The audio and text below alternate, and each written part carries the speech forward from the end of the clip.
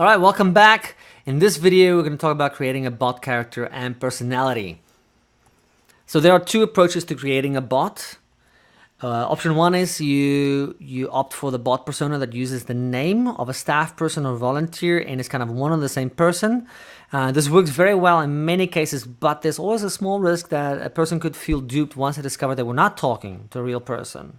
Option two is to create a persona with either another name or a variation of a staff person or volunteer name that lets people know upfront this is not a real person. This might have the potential to scare a small percentage of people away initially, but in my opinion, it might be way better. Let me give you two examples. I have a bot, Levies Vander, and so when someone comes in, the bot will act as me.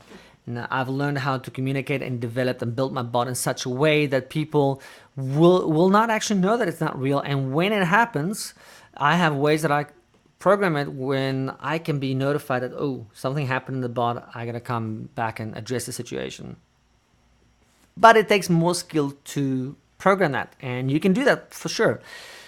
Another way is to say, hey, I am hashtag cross-church bot, or I am hashtag, or I am church bot for living water, whatever that, give it a name, and then you just let people know, hey, I'm a virtual assistant here and I want to help you along your journey, discovering some of the things about us and who we are, and I love chatting to people. The only thing I cannot do is I cannot make you a cup of coffee.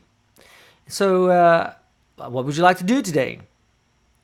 Oh, by the way, if you need to talk to a real person, just type talk to a human and someone will help you as soon as they have a chance.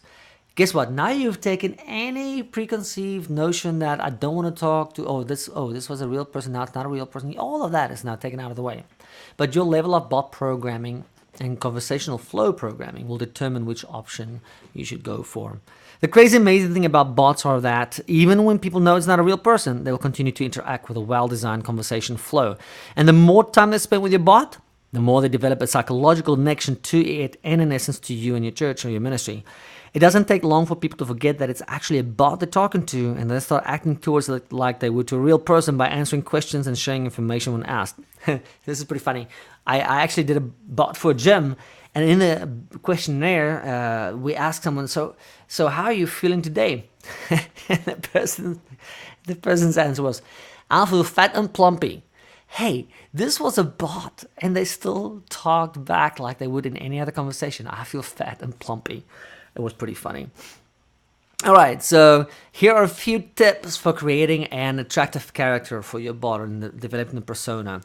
Understand your main audience and their conversation style, and let the bot reflect the type of conversations that will be observed in your church culture.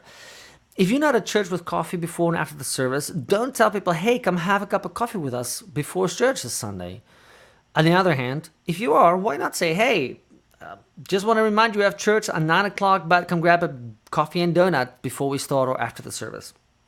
And let what the bot says, even though you might keep it light in the conversation style, let it still reflect the type of conversations that people will experience when they come to your church. Give the bot a name if you'd like. Keep conversations on the light side, like I just said, and maybe even adding some wit and some humor. I will tell you, when I came to the States, probably one of the biggest things that I had to learn to deal with that I don't like is sarcasm. I'm not a big fan of sarcasm, but a light sarcastic statement or something from time to time, very well salted, very well flavored, could be good. Bottom line is, keep it normal. People need to connect to you on a personal level versus this overload of information like they would on a website or on an email, and it's typically more formal on those venues. All right, so that was a little quick overview. Next up, other must-have and free tools to use with bots and in your ministry. I'll see you in the next video.